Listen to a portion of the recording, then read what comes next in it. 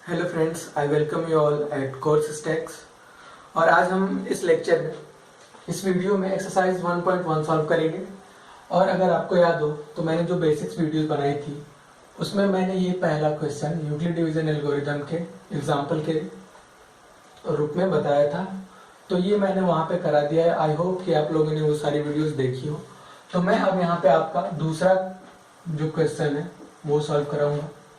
तो इस केस में दूसरा क्वेश्चन जब हम सॉल्व कर रहे हैं तो मैंने आपको बताया था कि जब भी यूक्लिड डिवीजन एल्गोरिथम अप्लाई करना होता है तो जो बड़ी नंबर होती है उसे हम लोग ले लेते हैं 8।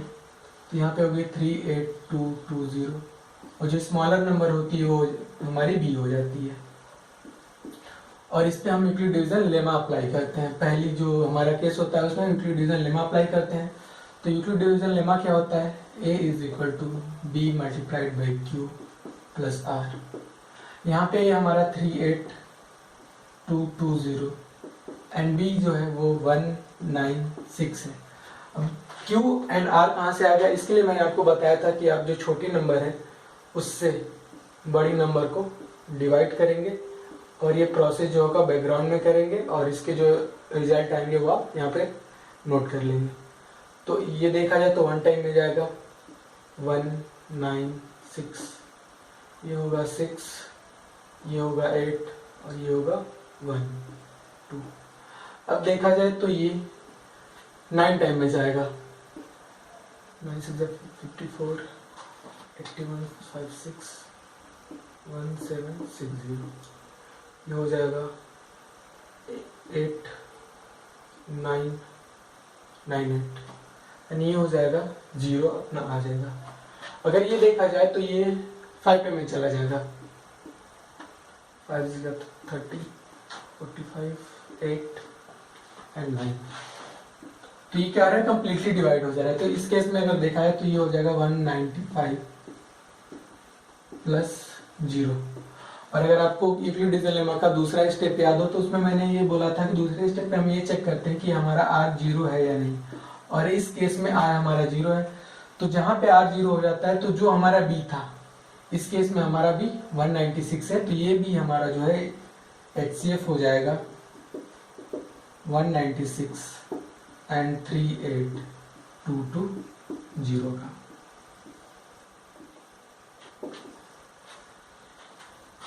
तो हमने क्या करा कि सबसे पहले इसे A कंसीडर कर लिया, इसे B कंसीडर कर लिया और फिर इस पे हमने यूक्लिड डिवीजन लेमा अप्लाई करा। यूक्लिड डिवीजन लेमा जब हमने अप्लाई करा तो जो हमारे पहले स्टेप में हमारे जो r था वो 0 आ गया। तो हमें पता है कि दूसरा स्टेप जो होता है उसमें हम चेक करते हैं कि r 0 है या नहीं। तो हमने देखा कि r 0 है, तो जो हमारा b होता है जिस स्टेप में भी आए, ये जो b होता है उस करंट स्टेट में वो हमारा HCF हो जाता है। तो हमारा HCF ये हो गया। अब आइए हम लोग आपका नेक्स्ट क्वेश्चन सॉल्व करते हैं। तो जो आपका नेक्स्ट पार्ट है उसमें ये कह रहा है कि find out the HCF of 865 and 255। तो इस केस में जो हमारा A हो जाएगा वो हो जाएगा 867 सॉरी, एंड जो B हो जाएगा वो हो जाएगा 255। अब इस पे भी यूक्लिड डिवीजन लेमा अप्लाई कर देते हैं। तो 867 इज इक्वल टू 255 और Q के लिए हम लोग डिवाइड करेंगे। 867 डिवाइडेड बाई 255, ये 3 टाइम में जाएगा, 4 3 यहाँ 3 में 15 16 7, ये हो जाएगा 2 0 1। अब देखा जाए तो ये हमारा हो गया Q3 एंड रिमाइंडर हो गया 102। तो इस केस में जो हमारा r है वो नॉट इक्वल टू 0 है। तो मैंने आपको बताया था कि ये जो है अब हमारा a हो जाएगा। तो ये फर्स्ट स्टेप था। सेकेंड स्टेप में a हमारा 255 हो जाएगा एंड b हो जाएगा ये जो r है 102। अब हम इस पे अपना यूक्लिड डिवीजन लेमा अप्लाई करेंगे। तो ये हो जाएगा 255 इज इक्वल टू 102। यहाँ से देखा जाए तो 2 टाइम में जाएगा इंटू 2 प्लस कर लेते हैं हम लोग 255 102 2 टाइम्स 204, ये हो गया 51। आर हो गया हमारा 51।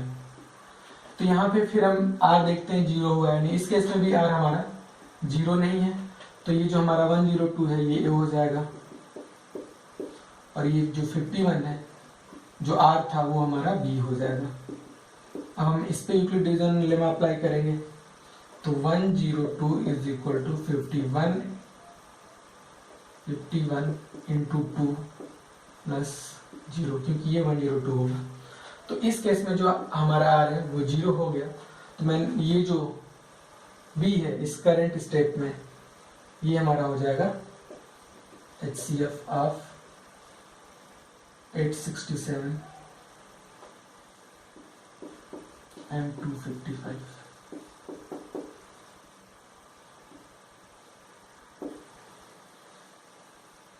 तो आपका सेकेंड क्वेश्चन है जो वो है कि सो दैट एनी पॉजिटिव और integer is of the form 6q + 1 और 6q + 3 और 6q + 5। तो ऐसे जितने भी क्वेश्चंस आपको मिलेंगे, इसका जो कोर कॉन्सेप्ट है सॉल्व करने का, उसमें हम क्या करते हैं कि ये जो नंबर दी गई होती है इसे हम b कंसीडर कर लेते हैं, और जो हम सपोज करते हैं कि let the positive integer is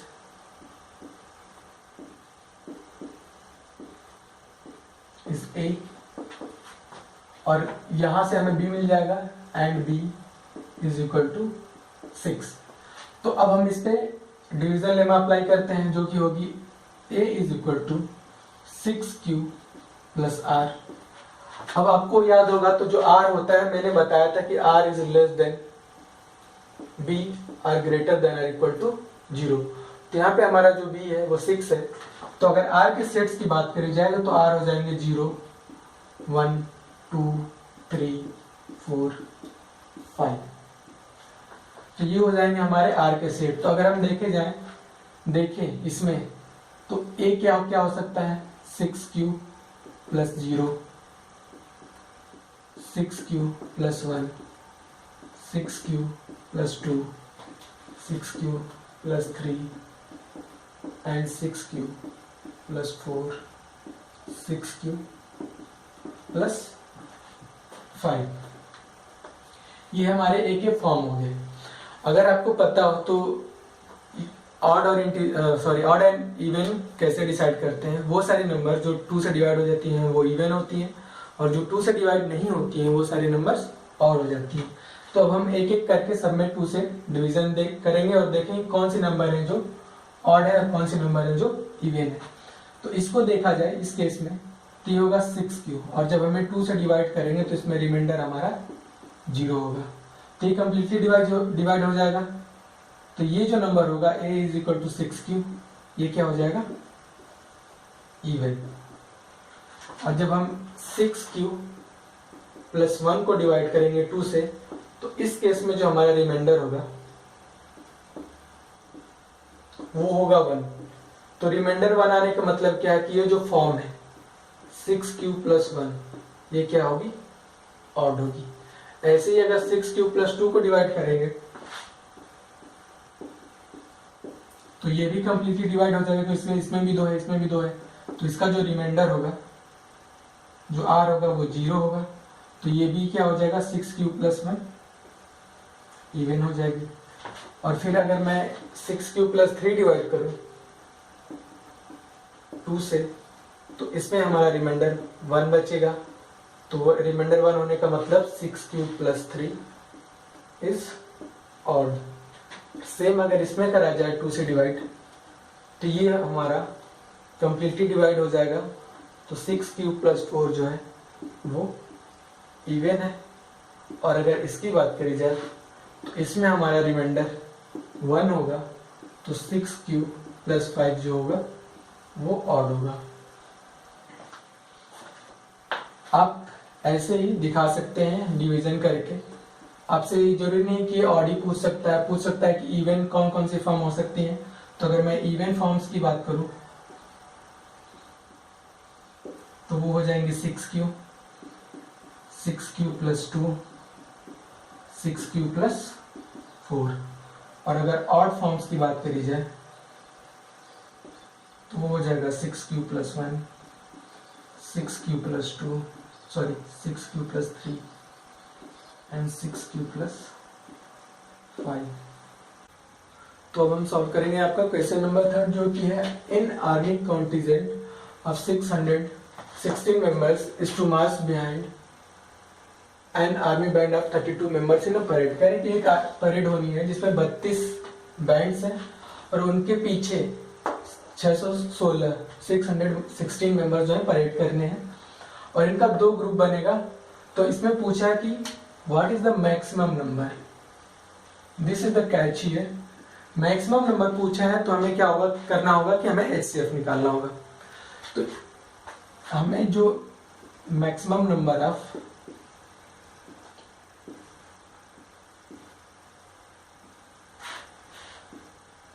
columns is equal to HCF of 616 and 32। तो अगर आप चाहें तो इसका लॉन्ग डिवीजन मेथड से भी निकाल सकते हैं क्योंकि इसमें क्वेश्चन में बोला नहीं है यूक्लिड से निकालना है, लेकिन हम यूक्लिड की एक्सरसाइज पढ़ रहे हैं तो जिसका HCF हम लोग यूक्लिड डिवीजन लेमा से ही निकालेंगे। तो इस केस में जो हमारा A हो जाएगा वो हो जाएगा 616 और B जो होगा वो हो जाएगा 32। तो यूक्लिड डिवीजन लेमा अप्लाई करें तो 616 is equal to 32 multiplied by, अब इसके लिए निकालते हैं 616 मल्टीप्लाइड बाई 32 ये जाएगा आपका 132 9 2 6 7 8 9 9 8 2 8 हो गया 8। ये 19 टाइम में जाएगा, ये हमारा हो जाएगा Q और ये हमारा हो जाएगा R। तो 32 मल्टीप्लाइड बाई 19 प्लस 8। फिर हम चेक करते थे कि R0 है कि नहीं, तो इस केस में R0 नहीं है तो हमारा जो ये नंबर है B ये हो जाएगा A और हमारी जो ये नंबर 8 है ये हो जाएगी B। फिर हम इस पे यूक्लिड लेमा परफॉर्म करते हैं तो इस केस में 32 is equal to 8 multiplied by 4 plus 0 और ये जो रिमाइंडर है हमारा 0 हो गया। तो R0 होते ये जो हमारा B था इस स्टेप में ये हो जाएगा हमारा HCF of 616, 32 is equal to 8। तो जो भी 2 ग्रुप बनेंगे, ये जो 2 ग्रुप बनेंगे आर्मी बैंड्स के, इनमें 8 कॉलम होंगे। तो नंबर ऑफ कॉलम्स जो होंगे वो 8 होंगे इसमें भी और 8 होंगे इसमें भी। तो अब एक्सरसाइज का 4th क्वेश्चन देखते हैं और ये क्वेश्चन कह रहा है कि यूक्लिड डिवीजन लेमा की हेल्प से ये बताइए कि किसी भी पॉजिटिव नंबर का जो स्क्वायर होता है वो आइदर 3m के फॉर्म में होता है या 3m प्लस 1 के फॉर्म में होता है। तो इन क्वेश्चन को सॉल्व करने के लिए मैंने जैसे सेकेंड क्वेश्चन में बताया था कि ये जो 3 है इसे हम B ले लेते हैं और मान लें कि हमारा जो पॉजिटिव इंटीजर है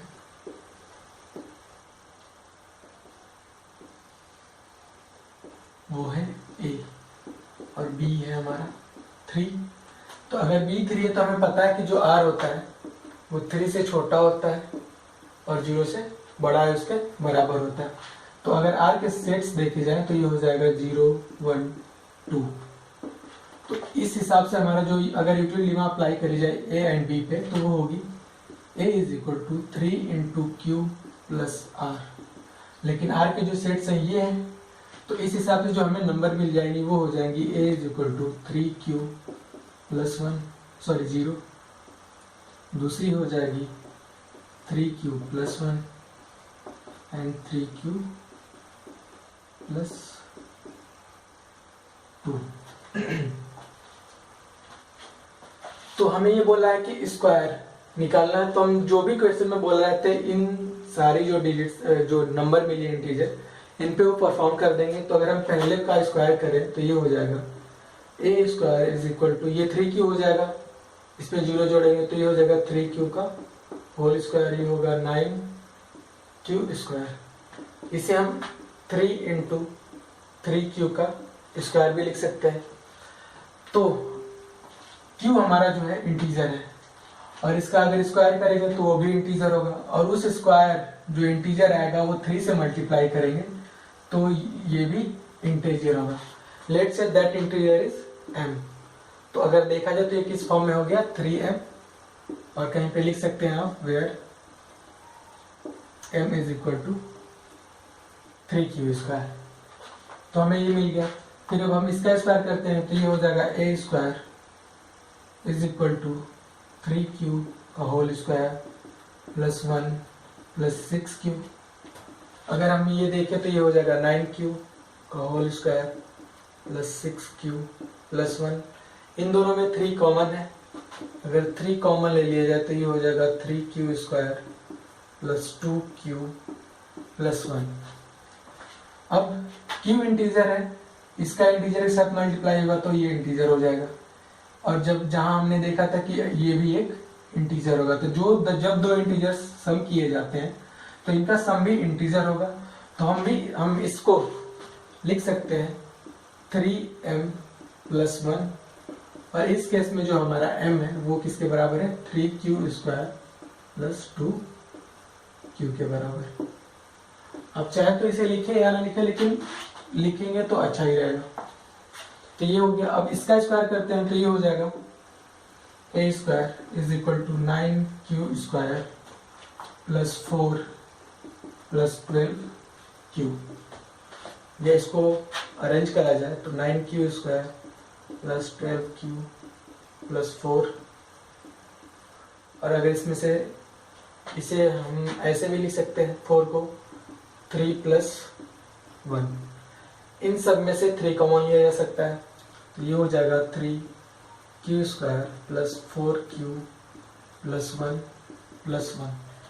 ये इंटीजर मल्टीप्लाई हो तो ये भी इंटीजर होगा, और अगर 1 भी इंटीजर है तो ये सारे इंटीजर हो जाएंगे। तो इसे हम लिख सकते हैं 3m प्लस 1, और इस केस में जो हमारा m होगा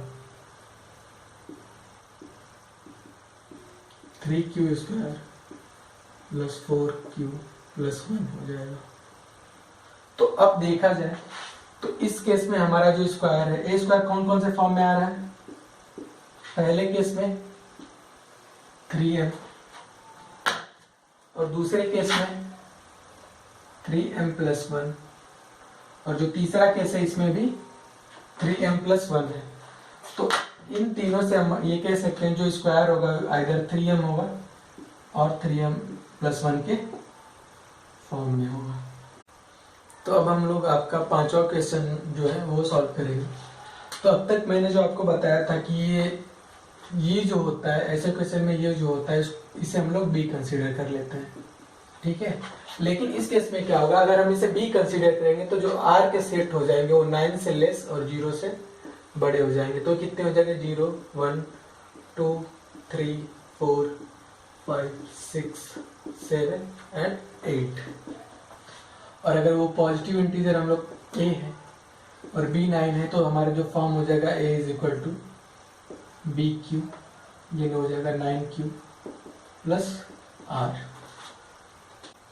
तो इस केस में हमें जो ये मिलेगा a के 9 सेट्स मिल जाएंगे, 9 सेट मिल जाएंगे, और उस पर हमें परफॉर्म करना है क्यूब। तो ये बहुत ज़्यादा लेंदी प्रोसेस हो जाएगा।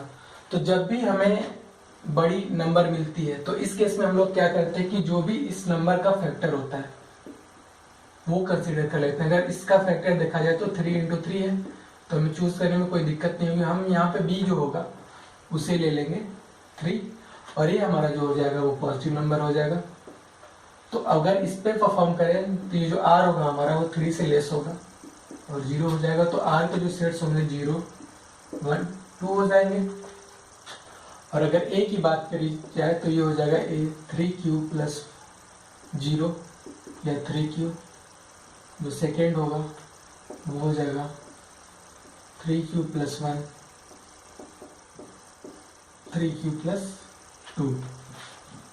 अब क्वेश्चन में बोला है कि इनके क्यूब निकालने हैं, तो इसका क्यूब अगर निकाला जाए तो a cube is equal to 3q का होल क्यूब। तो ये हो जाएगा 27q की पावर 3। इसे हम लिख सकते हैं 3 इंटू 9q की पावर क्यूब। किसी भी इंटीजर का क्यूब अगर निकालेंगे तो इंटीजर होगा, और उसे अगर मल्टीप्लाई करेंगे इंटीजर से तो वो भी इसे हम लोग लिख लेंगे 9 इंटू 3, 9 इंटू 3। तो ये इंटीजर होगा, तो अगर देखा जाए तो इसे हम लोग n9m के फॉर्म में भी लिख सकते हैं। और अगर हम m यहाँ पे क्या हो जाएगा हमारा 3q की पावर क्यूब। इसी तरह इसका क्यूब करते हैं, तो जब इसका क्यूब करेंगे तो ये हो जाएगा 3q प्लस 1 का होल क्यूब, ये हो जाएगा 27 q की power q plus 1 plus 3 3 9 q 3q plus 1। और इसे अगर एक्सपेंड करें तो ये हो जाएगा 27q plus 9, 9 to 27 q square plus 9q plus 1। अब इन तीनों से 9 कॉमन ले लिया जाए तो ये हो जाएगा हमारा 3q की power cube 3 plus 3q square plus q plus 1। और इसे हम m लिख सकते हैं, तो ये हो जाएगा 9m प्लस 1। और इस केस में जो हमारा m होगा वो हो जाएगा 3q cube plus 3q square plus q।